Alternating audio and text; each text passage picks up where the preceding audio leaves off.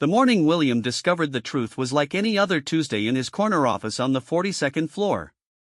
Coffee growing cold, emails piling up, and the familiar hum of the city below. But, hidden beneath his mahogany desk, a small recording device had been capturing every conversation for weeks.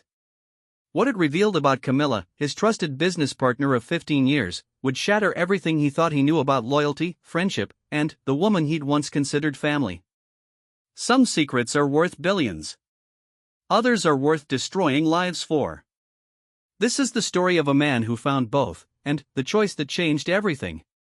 William Henderson adjusted his reading glasses and stared at the small silver device in his palm. The voice recorder felt heavier than its actual weight, loaded with conversations that would change his life forever. Outside his office windows, Manhattan stretched endlessly, but his world had suddenly become very small. The discovery happened purely by accident. William had been searching for his favorite Mont Blanc pen that morning when his fingers brushed against something smooth and foreign taped beneath his desk drawer. At first, he thought it might be some kind of security device installed by building maintenance. Henderson Industries occupied 3 entire floors of the Chrysler Building, and security was always a concern for a company worth $800 million. But, when he carefully removed the device and saw the tiny red light still blinking, indicating it was actively recording, a cold realization settled in his chest. Someone had been listening to his private conversations, his confidential business calls, his personal moments when he thought he was alone. William's hands shook slightly as he examined the sophisticated recording equipment. This was not some cheap device bought online. The serial numbers and professional-grade construction suggested expensive surveillance technology, the kind used by private investigators or corporate espionage specialists. Someone with serious resources and serious intent had placed this in his office. The obvious question was who? William ran through a mental list of possible suspects. Competitors trying to steal trade secrets? A disgruntled employee seeking revenge? Government investigators? But, as he sat there in his leather chair, surrounded by family photos and business awards accumulated over 2 decades, one name kept surfacing in his mind like a splinter he could not ignore. Camilla Rodriguez. The thought felt like betrayal even to consider it. Camilla had been his business partner since they started Henderson Industries together in a cramped garage in Queens 23 years ago. She was the brilliant marketing mind behind their success, the woman who had stood beside him through every challenge, every triumph, every sleepless night spent building their empire from nothing. More than a business partner, Camilla had become like a sister to him. She was godmother to his daughter Sarah, had held his hand at his wife's funeral 6 years ago, had celebrated every birthday and holiday with his family. She had keys to his house, knew his deepest fears and greatest dreams, had access to every aspect of his life, both personal and professional. But she also had opportunity. Camilla spent hours in his office every week, discussing strategy, reviewing contracts, planning the future of their company. She could have planted the device during any of those countless meetings. She had the technical knowledge through her contacts in the security industry. And, lately, there had been small things that seemed odd in retrospect. William remembered the phone call from last Tuesday. He had been discussing a potential merger with Blackstone Capital, a deal worth $400 million that only 3 people in the entire company knew about. The next day, their primary competitor had suddenly announced a similar partnership with Blackstone, effectively killing William's deal before it could be finalized. At the time, he had assumed it was just bad timing, the kind of corporate coincidence that happened in their industry. But now, staring at the evidence of surveillance in his hands, he wondered if someone had been feeding inside information to their competitors. Then, there was the Morrison account. William had spent months privately negotiating an exclusive distribution deal with Morrison Electronics, careful to keep the discussions completely confidential until contracts were signed. But, somehow, Morrison's CEO had mentioned during their final meeting that he had heard through industry contacts that Henderson Industries might be having internal financial problems. William had been shocked by the comment because their financial situation was actually stronger than ever, but he had denied any problems and completed the deal. Later, he wondered where Morrison could have gotten such incorrect information. Now he had a possible explanation. The worst memory was from 3 weeks ago. William had been on a private call with his daughter Sarah, who was studying abroad in London. She had been crying, homesick and struggling with her coursework, and William had spent an hour consoling her, sharing personal family stories and discussing her mother's memory. It was an intimate, emotional conversation between a father and daughter. 2 days later, Camilla had approached him with unusual gentleness, asking how Sarah was handling her mother's anniversary and whether the family stories were helping her feel connected to home. At the time, William had been touched by Camilla's concern. Now he realized she might have been demonstrating knowledge she should not have possessed. But, even with these suspicious coincidences, William could not bring himself to believe Camilla would betray him so completely. They had built everything together. She owned 40% of the company, making her incredibly wealthy in her own right. What possible motivation could she have for corporate espionage? Unless the motivation was not financial. William opened his laptop and began researching the serial number on the recording device. Within minutes, he had traced it to a company called Stealth Audio Solutions, a firm that specialized in providing surveillance equipment to private investigators and security professionals. Their website boasted about discretion, effectiveness, and clients who included Fortune 500 companies and government agencies.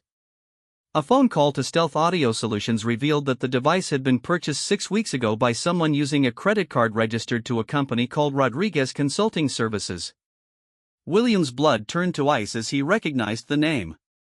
Camilla had used that exact business name for her freelance marketing work before joining Henderson Industries full-time. The evidence was becoming undeniable, but William still needed to hear the truth with his own ears. He connected the recording device to his computer and began downloading the stored audio files. The device had been recording continuously for weeks, capturing hundreds of hours of conversations, phone calls, and private moments. William started with the most recent recordings and worked backwards. He heard his own voice discussing quarterly reports, client meetings, strategic planning sessions. He heard phone calls with vendors, conversations with his secretary, even his private calls to his daughter and his brother. But it was the recordings from late at night that made his hands clench into fists. On multiple occasions, usually after normal business hours when the building was mostly empty, there were conversations between Camilla and someone else in his office. The other voice belonged to a man William did not recognize, someone with a slight accent and a professional, businesslike tone. In one conversation from 2 weeks ago, Camilla was clearly reading from documents, sharing detailed financial information about Henderson Industries' current projects.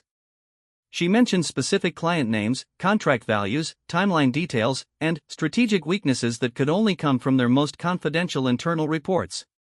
The man's voice responded with questions about specific competitors, asking whether Henderson Industries was vulnerable to hostile takeovers, whether their client relationships could be disrupted, and what kind of financial pressure might force William to consider selling the company.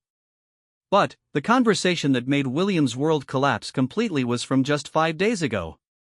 In it, Camilla was discussing not just business information, but personal details about William himself. She talked about his health concerns, his financial obligations related to his daughter's education, his emotional state since his wife's death, and his growing dependence on her judgment in running the company. The man asked whether William suspected anything, whether he seemed more cautious lately, and how much longer Camilla thought she could maintain his trust. Camilla's response was cold and calculating, nothing like the warm, caring woman William thought he knew. She said that William was becoming more isolated and dependent, that his grief had made him vulnerable to manipulation, and that she estimated they would have everything they needed within another month. After that, she said, it would not matter whether William trusted her or not. William sat in stunned silence as the full scope of the betrayal became clear. This was not just corporate espionage or a competitor trying to steal trade secrets.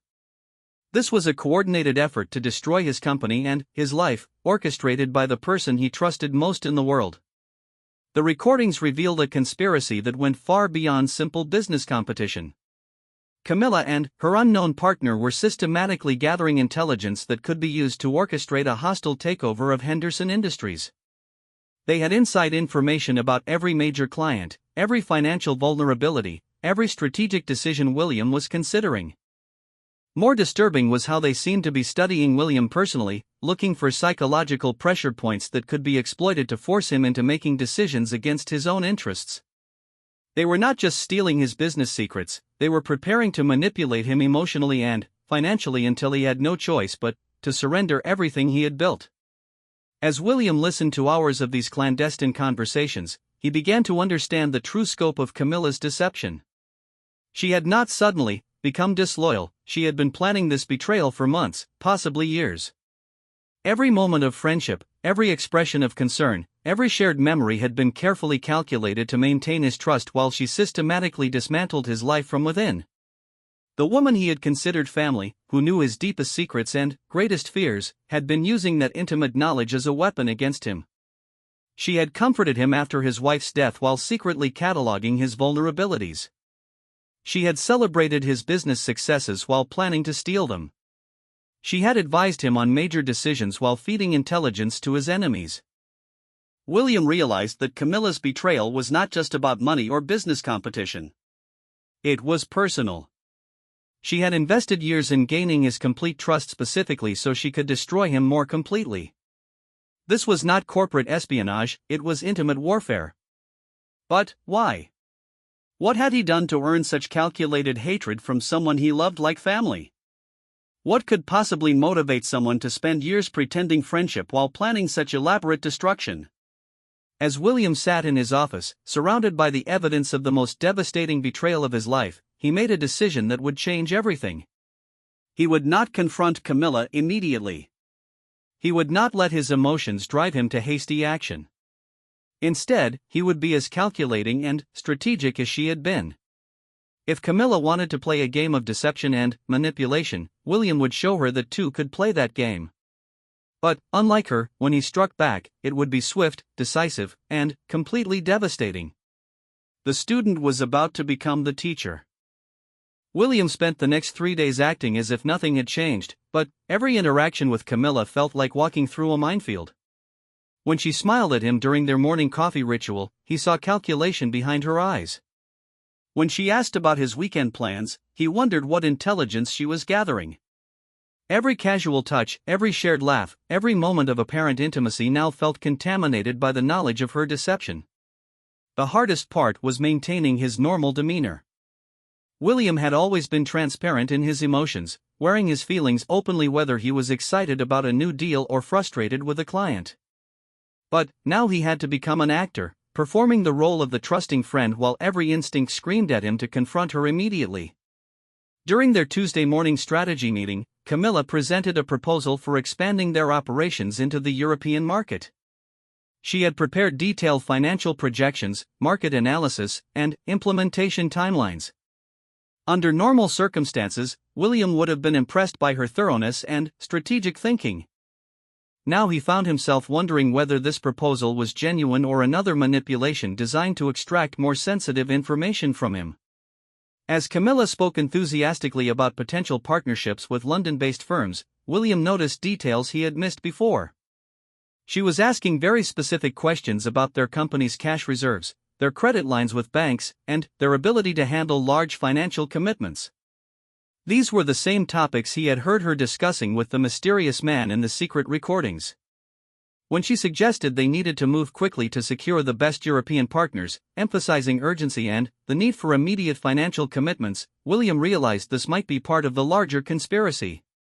If he committed significant resources to European expansion, it would leave Henderson Industries financially vulnerable at exactly the moment when Camilla and her partner were planning their attack. But, instead of rejecting her proposal outright, William decided to use it as a test.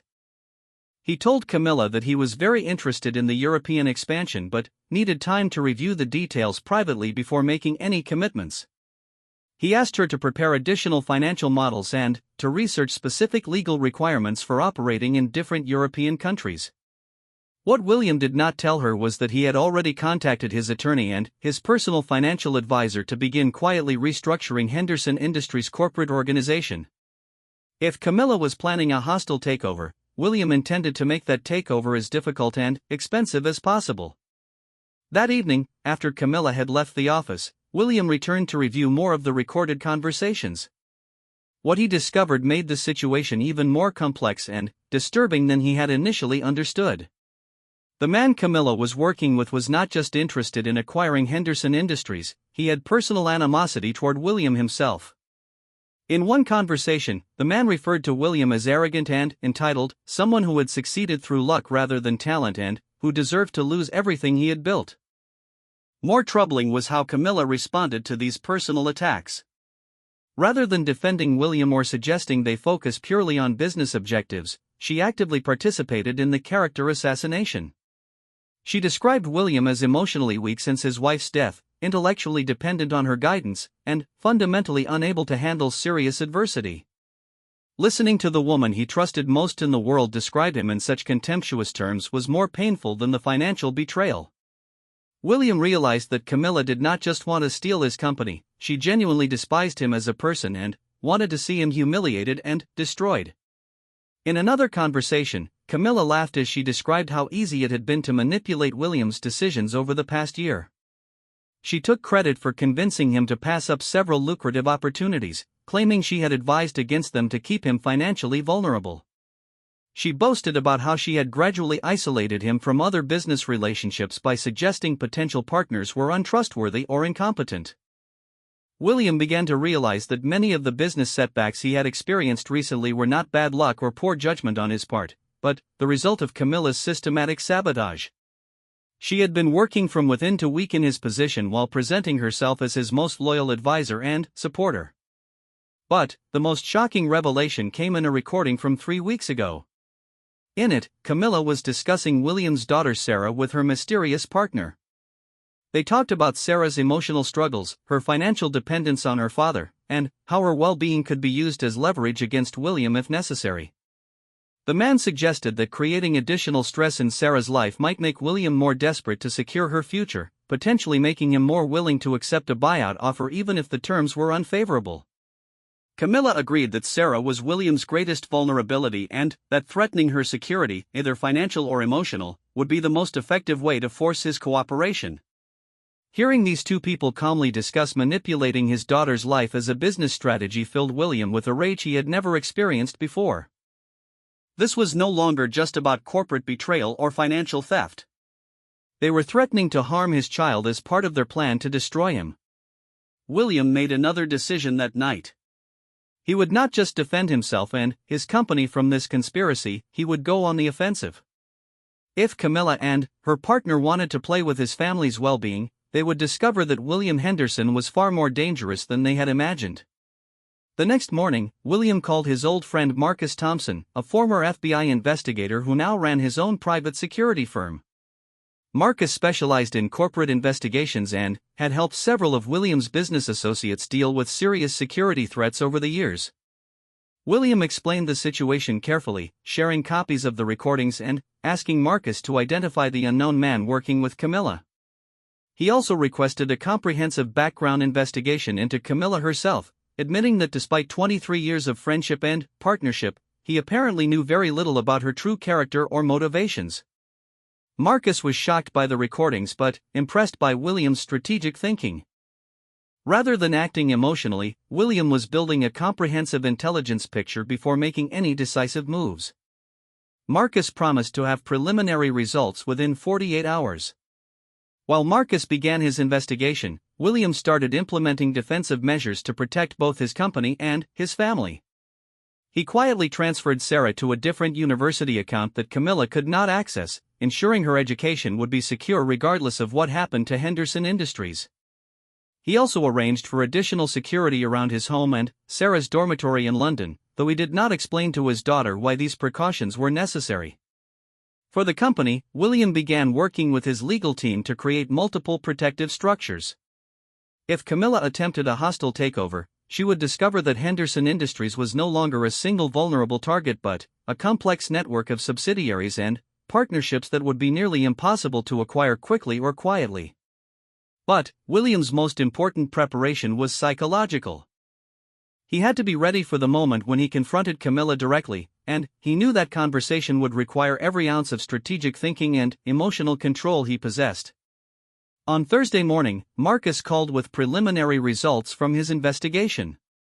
The mysterious man working with Camilla was identified as Roberto Castellanos, a former corporate lawyer who had been disbarred 3 years ago for embezzling client funds. Castellanos now worked as a consultant for hostile takeover attempts, specializing in identifying vulnerable companies and orchestrating complex acquisition schemes. More interesting was what Marcus had discovered about the relationship between Camilla and Castellanos. They were not just business partners, they had been romantically involved for over 2 years. Castellanos had significant gambling debts and legal problems that required large amounts of money to resolve, which explained why Camilla might be willing to betray her oldest friend for financial gain. But the most disturbing discovery was about Camilla herself. Marcus had found evidence that this was not her first betrayal. Before joining William and starting Henderson Industries, Camilla had been involved with 2 other small businesses that had failed under mysterious circumstances. In both cases, the companies had been weakened by internal sabotage and, then, acquired by larger competitors for far less than their actual value. Marcus suspected that Camilla had been operating this same scheme for years, joining small successful companies as a trusted partner, then systematically destroying them from within while positioning herself to profit from their collapse. William had not been targeted randomly, he had been selected specifically because his trusting nature and emotional vulnerability made him an ideal victim for this type of long-term manipulation. Armed with this knowledge, William realized that he was dealing with professional criminals who had refined their methods through multiple previous victims. This was not a spontaneous betrayal born from temporary financial pressure, it was a calculated crime that had been planned and executed with sophisticated precision. But William also realized that Camilla and Castellanos had made a crucial error in their planning. They had underestimated their target. William Henderson might be trusting and emotionally vulnerable, but he was also intelligent, resourceful, and absolutely ruthless when his family was threatened. If they wanted to destroy him, they would discover that he was prepared to destroy them first. On Friday afternoon, Camilla knocked on William's office door with her usual warm smile, carrying 2 cups of coffee and a folder full of documents. She had prepared the additional research he had requested about European expansion, and she was clearly excited to discuss her plans. As she settled into the chair across from his desk, chatting cheerfully about weekend plans and asking about Sarah's latest phone call from London, William looked at her with new eyes. This woman who had stood beside him at his wife's funeral, who had helped him raise his daughter, who had shared every significant moment of his adult life, was planning to destroy everything he cared about. But, as Camilla opened her folder and began presenting her research with genuine enthusiasm, William wondered if there was any part of their relationship that had been real. Had she ever truly cared about him, or had every moment been performance? Had she felt any genuine grief when his wife died, or had she seen it as an opportunity to increase her influence over him? These questions would be answered very soon. Because William had decided that Monday morning, he would stop pretending that nothing had changed. Monday morning, the real game would begin. Monday morning arrived with the kind of gray, overcast sky that seemed to mirror the darkness William felt in his chest. He had spent the weekend finalizing his strategy, reviewing every detail of his evidence, and preparing for what would likely be the most difficult conversation of his life. But he had also spent those days grieving the loss of someone who had never actually existed, the loyal friend and partner he thought he had known for 23 years. William arrived at the office early, before Camilla or any of the other staff members. He needed time to set up the recording equipment that Marcus had provided, ensuring that every word of the confrontation would be documented. If this situation escalated to legal proceedings, William wanted irrefutable evidence of whatever Camilla might say when cornered. He also placed copies of all the surveillance recordings, Marcus's investigation report, and his attorney's legal analysis in his office safe. Multiple copies had been distributed to his lawyer, his accountant, and Marcus's security firm. If something happened to William, the truth about Camilla's conspiracy would not die with him. At exactly 9 o'clock, Camilla knocked on his door with her usual cheerful energy. She was carrying a fresh cup of coffee for him and a folder filled with what she claimed were final details about the European expansion proposal. Her smile seemed genuine, her enthusiasm appeared authentic, and, for a moment William almost doubted his own evidence. It seemed impossible that someone could maintain such a convincing performance while planning such devastating betrayal. But, as Camilla settled into her usual chair and began discussing her weekend, William noticed details he had missed before. Her questions about his activities were subtly probing, designed to gather intelligence about his emotional state and his level of suspicion. When she asked about Sarah, her concern seemed slightly forced, as if she were following a script rather than expressing genuine care. William let her complete her presentation about the European expansion, listening carefully as she outlined financial requirements, timeline expectations, and potential risks. Everything she said was professionally competent and strategically sound, which made her deception even more impressive. She was not just betraying him, she was doing it with remarkable skill and attention to detail. When Camilla finished her presentation, she looked at William expectantly, clearly anticipating his approval for the European venture.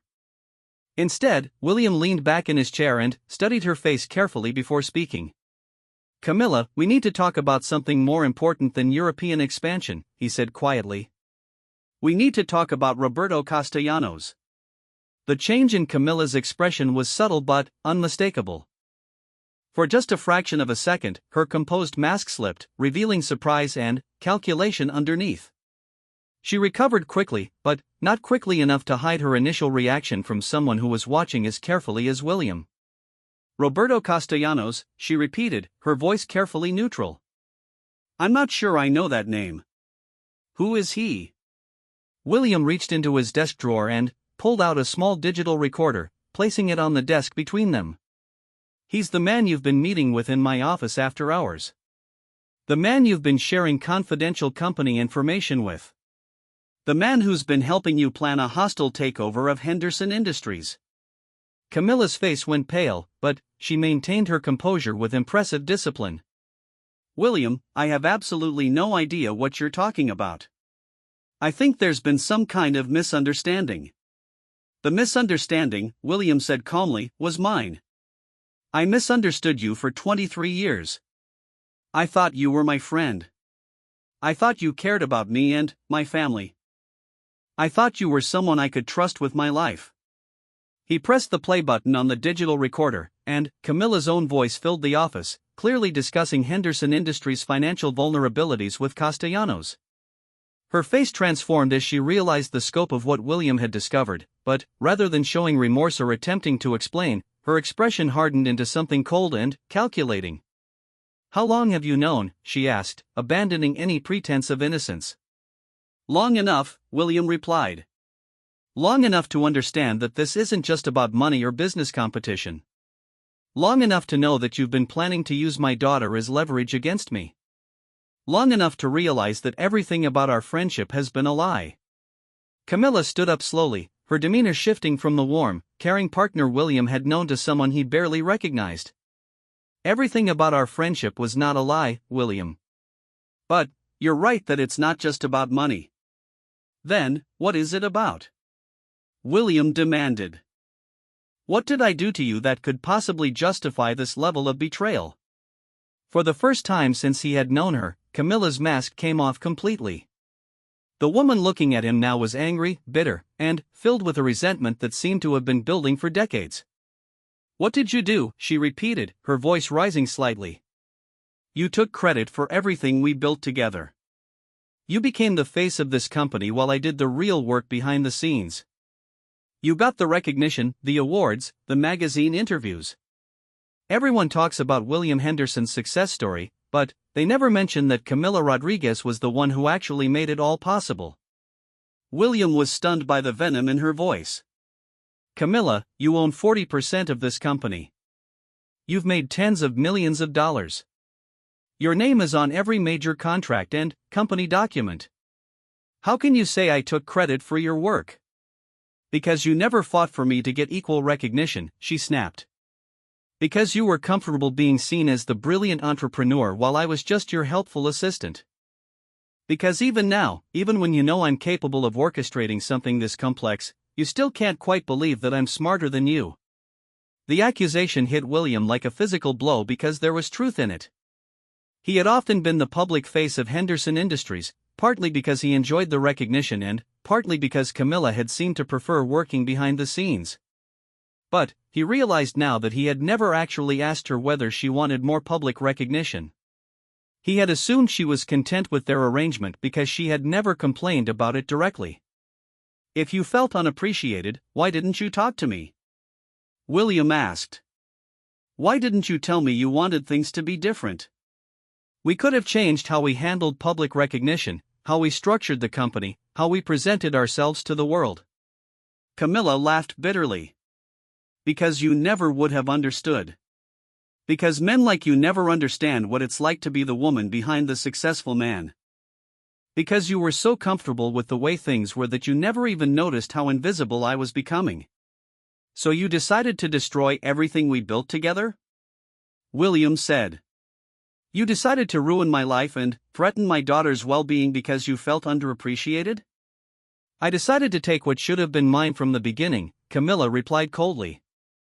"Roberto and I have been planning this for 2 years. We've identified every weakness in your corporate structure, every vulnerability in your personal life, every pressure point that could force you to surrender control of the company." She moved closer to his desk, her voice becoming more confident as she revealed the scope of their conspiracy. "The European expansion proposal you're so excited about would have committed most of your liquid assets to overseas investments that we control through shell companies. The Morrison account that you thought was such a great success? We fed them false information about your financial problems to drive down the contract value. The Blackstone merger that fell through? We made sure your competitors knew about it before you could finalize terms." William felt physically sick as the full scope of her manipulation became clear. "You've been sabotaging our business for 2 years? You've been deliberately damaging everything we built together?" "I'd been positioning myself to take control of what should have been mine from the beginning," Camilla corrected. "Roberto has investors ready to buy Henderson Industries for half its actual value once we create enough financial pressure to force you into bankruptcy. I'll end up controlling the entire company instead of just owning a minority stake." "And what about the threats against Sarah?" William asked, his voice dangerously quiet. "What about using my daughter as leverage?" For the first time, Camilla seemed slightly uncomfortable. "Sarah would never actually be harmed. We just needed additional pressure points to ensure your cooperation. Sometimes people need to understand the full consequences of resisting what's inevitable." William stood up slowly, his hands clenched into fists. "You threatened my daughter. You discussed manipulating her emotional state and her financial security as part of your business strategy. You turned my grief over my wife's death into a weapon against me. And you're trying to justify all of this as some kind of gender equality issue?" "I'm justifying it as taking what I deserve after 2 decades of being treated as your junior partner when I was actually your intellectual superior," Camilla shot back. "You built your success on my ideas, my strategies, my work. Now I'm taking it all back." The conversation was interrupted by William's office door opening. Marcus Thompson stepped inside, followed by 2 men in dark suits who William recognized as federal investigators. Camilla's confident expression immediately changed to alarm as she realized the situation had just become much more complicated. "Roberto Castellanos was arrested this morning," Marcus announced. "He's been charged with corporate espionage, conspiracy to commit fraud, and several other federal crimes. He's currently providing information about this entire operation in exchange for a reduced sentence." Camilla's composure finally cracked completely. "You set this up," she accused William. "This whole conversation was a trap." "This whole conversation was an opportunity for you to tell the truth," William replied. "You chose to confess to conspiracy, fraud, and threatening my daughter instead of showing any remorse for betraying someone who trusted you completely." One of the federal investigators stepped forward. "Ms. Rodriguez, you're under arrest for corporate espionage, conspiracy to commit fraud, and violation of federal surveillance laws. You have the right to remain silent." As the investigator read Camilla her rights, she stared at William with pure hatred. "You have no idea what you've just done. Roberto has connections you can't imagine. This isn't over." "Yes, it is," William said quietly. "It's over for you, anyway." As the investigators led Camilla away in handcuffs, William remained standing behind his desk, feeling emotionally drained but strategically victorious. The immediate threat to his company and his family had been neutralized, but he knew the real work was just beginning. He had to rebuild Henderson Industries' security systems, restructure their corporate governance, and regain the trust of clients and partners who might have been affected by Camilla's sabotage. More importantly, he had to figure out how to move forward after discovering that his most trusted relationship had been built on deception and manipulation. But, as William looked out at the Manhattan skyline, he felt something he had not experienced in months, a sense of control over his own life. For the first time since his wife's death, he was not relying on someone else's guidance or support. He had identified a serious threat, developed a strategy to neutralize it, and executed that strategy successfully. The student had indeed become the teacher. And the lesson was just beginning. The week following Camilla's arrest felt like navigating through the aftermath of a hurricane. William's office, which had been the scene of so much deception and betrayal, now felt hollow and strange without her presence. Every morning, he still instinctively looked for 2 coffee cups on his desk, still expected to hear her cheerful knock on his door at precisely 9 o'clock. But the silence gave him space to think clearly for the first time in years. As William began the complex process of rebuilding Henderson Industries, he realized how much of his decision-making had been influenced by Camilla's subtle manipulation. Looking back with new clarity, he could see countless moments when she had steered him away from opportunities or toward choices that seemed designed to keep him dependent on her guidance. The most shocking discovery came when Marcus's investigation revealed the full scope of the financial damage. Camilla's sabotage had cost Henderson Industries approximately $60 million over the past 2 years through deliberately lost contracts, strategic mistakes, and missed opportunities. She had been systematically weakening the company while positioning herself to acquire it at a fraction of its true value. But she had also made a critical error that would ultimately lead to her complete downfall. In her arrogance, Camilla had documented many of her illegal activities in encrypted files on her company computer, believing that her technical knowledge would protect her from discovery. When federal investigators seized her equipment, they found detailed records of bribes paid to competitors, surveillance equipment purchases, and communications with Roberto Castellanos that constituted clear evidence of conspiracy. More damaging to her case was a personal journal she had kept, apparently as a way of recording her feelings about the long-term deception she was maintaining. The journal entries revealed a level of contempt for William that went far beyond professional resentment. She had written extensively about her pleasure in manipulating his emotions, her satisfaction in watching him struggle with decisions she had deliberately made more difficult, and her anticipation of his humiliation when her plan succeeded. Reading excerpts from these journal entries was more painful for William than discovering the financial crimes. The woman he had trusted with his deepest fears and greatest hopes had been cataloging his vulnerabilities like a scientist studying a laboratory specimen. She had written detailed analyses of his personality, his emotional triggers, and the most effective methods for controlling his behavior. But the entries that made William truly angry were her descriptions of his daughter Sarah. Camilla had written about Sarah's emotional struggles, her financial dependence on her father, and specific strategies for using the young woman's well-being as leverage against William. She had even researched Sarah's class schedule, her social relationships, and her mental health history to identify the most effective ways to create psychological pressure. William realized that Camilla's betrayal was not just professional or financial, it was deeply personal and psychologically abusive. She had spent years systematically undermining his confidence, isolating him from other relationships, and making him increasingly dependent on her judgment. The conspiracy to steal his company was just the final stage of a much longer campaign of emotional manipulation. But understanding the scope of Camilla's psychological warfare also helped William recognize his own strengths. Despite years of subtle manipulation, he had ultimately detected the deception and responded strategically rather than emotionally. He had outmaneuvered someone who considered herself intellectually superior, and he had done it while protecting both his company and his family. The legal proceedings moved forward quickly once Roberto Castellanos agreed to cooperate with federal investigators. His testimony revealed that the Henderson Industries scheme was just one of several similar operations he and Camilla had been planning.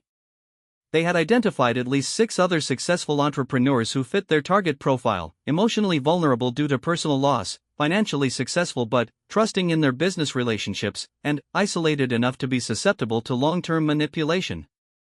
William was horrified to realize that he and Sarah had been selected as victims based on a calculated analysis of their psychological and financial vulnerabilities. Camilla's friendship had never been genuine. It had been a carefully planned infiltration designed to position her for maximum exploitation of his trust and resources. But William was also impressed by the sophistication of their operation. Camilla and Castellanos had studied corporate law, psychology, and financial manipulation with remarkable thoroughness. Their plan might have succeeded if William had not accidentally discovered the surveillance device and had the strategic intelligence to investigate rather than confront immediately. As the federal case against Camilla developed, William faced difficult decisions about the future of Henderson Industries. With 40% ownership, Camilla had been deeply involved in every aspect of the business. Her arrest and impending imprisonment meant that William needed to restructure the entire company, buy out her ownership stake, and rebuild relationships with clients who had been affected by her sabotage. The buyout negotiation was particularly complex because Camilla's ownership stake was worth approximately $150 million based on the company's legitimate value. However, her criminal activities had damaged that value significantly, and her legal situation made it unclear whether she would be able to maintain ownership of business assets acquired through illegal means. William's attorneys argued that Camilla's ownership should be forfeited entirely due to her criminal breach of fiduciary duty. They pointed out that she had used her ownership position to systematically defraud the company and its clients, making her legally ineligible to profit from that position. Federal prosecutors supported this argument, suggesting that Camilla's business assets should be seized as proceeds from criminal activity. But William surprised everyone, including his own legal team, by offering to buy out Camilla's ownership stake at fair market value despite her crimes. His attorneys argued against this decision, pointing out that he had no legal or moral obligation to provide financial compensation to someone who had tried to destroy him. William's reasoning was both practical and personal. Practically, a quick buyout would allow him to gain full control of Henderson Industries immediately rather than waiting years for complex litigation to resolve ownership questions. This would give him the flexibility to restructure the company, repair damaged client relationships, and implement new security measures without interference from legal uncertainties. Personally, William wanted to demonstrate that he was fundamentally different from Camilla. While she had used her power and knowledge to exploit and manipulate, he would use his victory to be fair and generous even towards someone who had betrayed him completely. He wanted to prove to himself that he could respond to evil with goodness without being weak or naive. The buyout offer also served a strategic purpose. By providing Camilla with significant financial resources for her legal defense, William was ensuring that she would have competent representation in her criminal trial. This might seem counterproductive, but William understood that a well-defended trial was more likely to result in a thorough public examination of her crimes, which would vindicate his actions and prevent future victims from being deceived by similar schemes. When William's offer was presented to Camilla in prison, her reaction was reportedly one of complete bewilderment. According to her attorney, she had expected William to pursue every possible legal avenue to destroy her financially. The generous buyout offer was so contrary to her understanding of his character that she initially suspected it was some kind of trap or manipulation. But William's motives were exactly what they appeared to be. He wanted to move forward with his life and his business rather than being trapped in years of legal battles with someone who had already stolen too much of his time and emotional energy. The buyout would allow him to focus on rebuilding rather than continuing to fight the past. The final buyout agreement was structured to protect both Henderson Industries and William's personal interests. Camilla would receive $75 million in exchange for her complete ownership stake, but the payment would be held in escrow until her criminal trial concluded. If she was convicted of felony charges, portions of the payment would be redirected to compensate clients and business partners who had been damaged by her fraud. More importantly, the agreement included comprehensive non-disclosure and non-compete clauses that would prevent Camilla from ever working in the corporate consulting industry again. She would be legally prohibited from discussing Henderson Industries' business practices, client relationships, or internal operations. Any violation of these terms would result in immediate forfeiture of her buyout payment and additional financial penalties. As the legal formalities were completed, William felt a sense of closure that had seemed impossible just weeks earlier. Camilla would be held accountable for her crimes, but he would not be trapped in an endless cycle of litigation and revenge. He could focus on rebuilding his company and his personal life rather than continuing to fight someone who had already lost everything that mattered. But the most satisfying aspect of the resolution was knowing that William had outmaneuvered someone who had considered him intellectually inferior. Camilla had spent years planning and executing a sophisticated campaign of deception, manipulation, and fraud. In response, William had detected her schemes, gathered evidence methodically, built a comprehensive legal case, and achieved total victory while maintaining his ethical principles. The student had not just become the teacher, he had proven that intelligence without integrity was ultimately self-defeating, while strategic thinking combined with moral strength was virtually unstoppable. As William signed the final documents transferring full ownership of Henderson Industries to himself, he realized that Camilla had inadvertently given him the greatest gift possible. By forcing him to navigate this crisis independently, she had proven to himself that he was capable of protecting everything he valued without relying on anyone else's guidance or support. For the first time since his wife's death, William felt completely confident in his ability to handle whatever challenges the future might bring. 6 months after Camilla's arrest, Henderson Industries was not just recovering but thriving in ways William had never imagined possible. The crisis had forced him to examine every aspect of his business with fresh eyes, leading to innovations and improvements that might never have occurred under normal circumstances.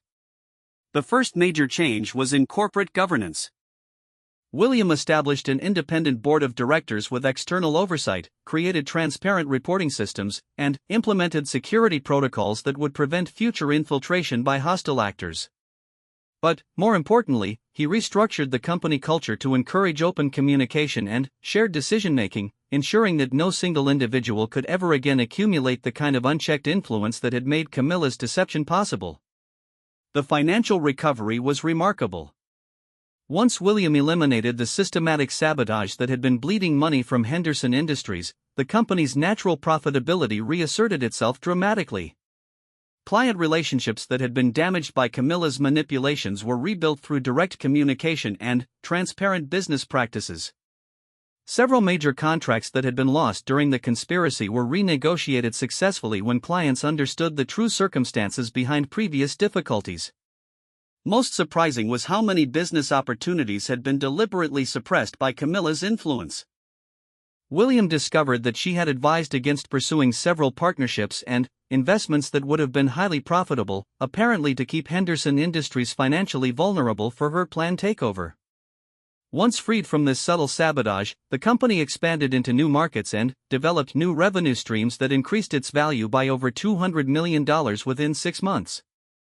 But the personal transformation was even more significant than the business success. William had spent years relying on Camilla's judgment and emotional support, gradually becoming more passive and dependent in his decision-making.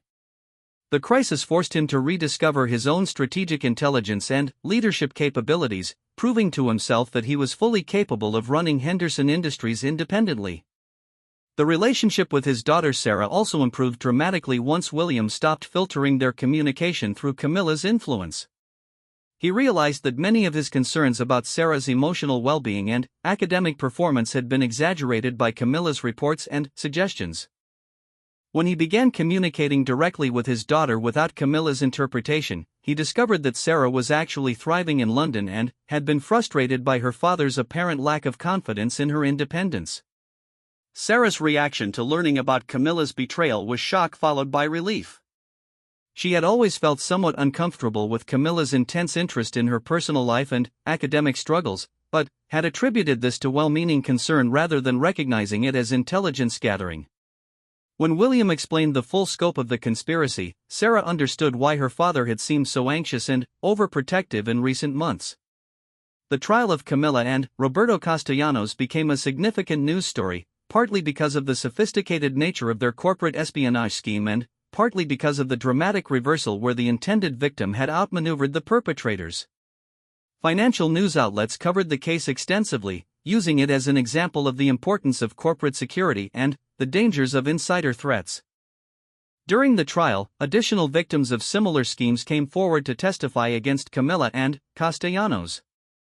The prosecutors were able to prove that this had been their standard method of operation for nearly a decade, with at least 4 other successful entrepreneurs having been targeted for similar long-term manipulation and financial exploitation. The total damage from their various schemes exceeded $300 million, making it one of the largest corporate conspiracy cases prosecuted in recent years.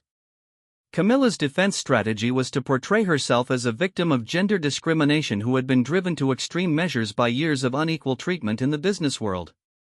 Her attorneys argued that she had been systematically marginalized and undervalued despite being the intellectual force behind Henderson Industries' success.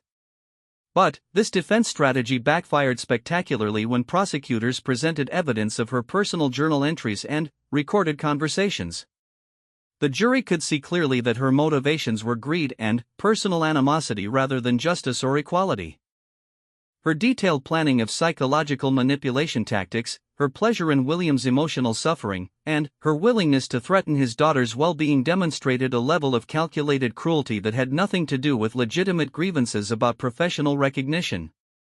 The most damaging evidence was Camilla's own recorded voice discussing how easy it had been to manipulate William's emotions and decision-making. In one particularly shocking conversation with Castellanos, she laughed about how William's grief over his wife's death had made him pathetically dependent on her guidance. The jury was visibly disturbed by the cold calculation with which she had exploited his vulnerability. When Camilla took the stand in her own defense, her performance was a disaster. Under cross-examination, she was unable to maintain the facade of sympathetic victim that her attorneys had tried to create. Instead, she revealed the same arrogance and contempt that had characterized her private conversations with Castellanos. She actually argued that William had deserved to be deceived because he was intellectually lazy and emotionally weak. The jury deliberated for less than 4 hours before returning guilty verdicts on all charges. Camilla was sentenced to 12 years in federal prison for corporate espionage, fraud, conspiracy, and violation of federal surveillance laws. Castellanos received a similar sentence after his cooperation with prosecutors failed to convince the judge that he deserved significant leniency. For William, watching Camilla's sentencing was emotionally complex. He felt vindicated and relieved that justice had been served, but also sadness for the waste of her intelligence and capabilities. Under different circumstances, with different choices, Camilla could have been genuinely successful rather than pursuing elaborate schemes to steal other people's achievements. But any sympathy William felt was tempered by remembering her willingness to threaten Sarah's well-being and her years of systematic psychological manipulation. Camilla had not been driven to crime by desperation or limited options. She had chosen deception and exploitation because she enjoyed the sense of power and control it provided over other people's lives. The resolution of the legal case allowed William to focus fully on the future rather than continuing to process the betrayals of the past. Henderson Industries was now stronger and more secure than ever before. His relationship with Sarah had been rebuilt on a foundation of direct communication and mutual respect. Most importantly, William had proven to himself that he could handle serious adversity without becoming dependent on anyone else's guidance or support. But the experience also taught William important lessons about trust and vulnerability. He realized that his willingness to rely completely on Camilla's judgment had been a form of emotional laziness, allowing him to avoid the difficult work of making independent decisions about complex issues. The crisis had forced him to develop his own analytical capabilities and strategic thinking rather than deferring to someone else's expertise. Moving forward, William established new principles for both business and personal relationships. He would remain open to advice and collaboration, but he would never again allow anyone to accumulate the kind of unchecked influence over his life that had made Camilla's deception possible. He would verify important information independently, maintain multiple sources of guidance and support, and trust his own judgment even when it conflicted with expert advice. The most unexpected outcome of the entire ordeal was how it changed William's understanding of his own capabilities. For years, he had seen himself as someone who needed strong partners and advisors to succeed in complex situations. The crisis forced him to discover that he was actually capable of sophisticated strategic thinking, careful analysis, and decisive action when circumstances required it. This new self-confidence transformed not just his business leadership but his personal relationships. William began dating again for the first time since his wife's death, no longer feeling that he needed to find someone to replace Camilla's role as advisor and emotional support. Instead, he was looking for an equal partner who could complement his strengths rather than compensate for his perceived weaknesses. 1 year after Camilla's arrest, William stood in his redesigned office looking out at the Manhattan skyline.